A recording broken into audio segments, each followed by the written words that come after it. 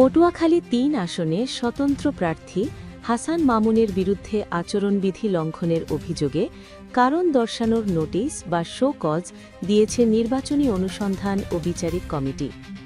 হাসান মামুনকে ৮ ফেব্রুয়ারি সোমবার দুপুর 2:30 পটুয়াখালী সদর সিনিয়র সিভিল জজ আদালতে অবস্থিত নির্বাচনী অনুসন্ধান ও বিচারিক কমিটির অস্থায়ী কার্যালয়ে সশরীরে অথবা যথাযথ প্রতিনিধির মাধ্যমে উপস্থিত হয়ে লিখিত ব্যাখ্যা প্রদান করার নির্দেশ দেওয়া হয়েছে।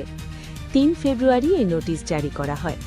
নির্বাচনী অনুসন্ধান ও বিচারিক কমিটির চেয়ারম্যান সাব্বির মোহাম্মদ খালিদ এই নোটিশে স্বাক্ষর করেন।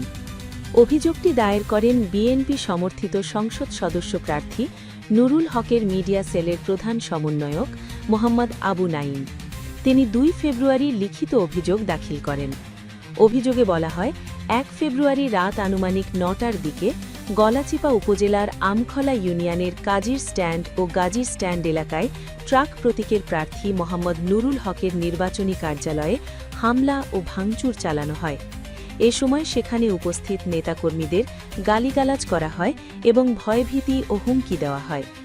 অভিযোগে উল্লেখ করা হয়, ২৮ জানুয়ারি গলাচিপা উপজেলার আমখলা ইউনিয়নের তাফালবাড়িয়া এলাকায় একটি নির্বাচনী সভায় প্রতিদ্বন্দ্বী প্রার্থীকে উদ্দেশ্য করে বানোয়াট, মানহানিকর ও আপত্তিকর বক্তব্য দেওয়া হয়। এসব কর্মকাণ্ড নির্বাচনে রাজনৈতিক দল ও প্রার্থীর আচরণ বিধিমালা ২০২৫-এর ৬-এর ক ও ১৫-র ক ধারার পরিপন্থী। এছাড়াও নির্বাচনী প্রচারকালে আচরণ